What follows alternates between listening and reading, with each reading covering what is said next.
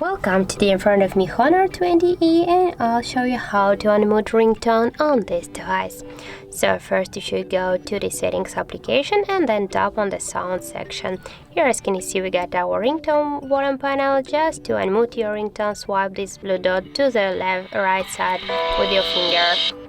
And also we can make it by the second way, but first be sure that here in the default volume button control you got selected the ringtone volume, not media volume.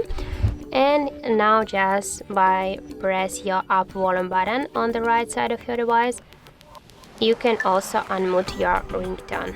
And we can make that by the third way.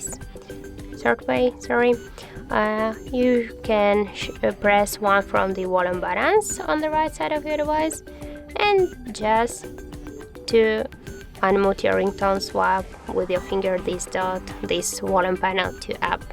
And that's it. That's how it looks. And if you find this video helpful, remember to leave a like, comment and subscribe our channel.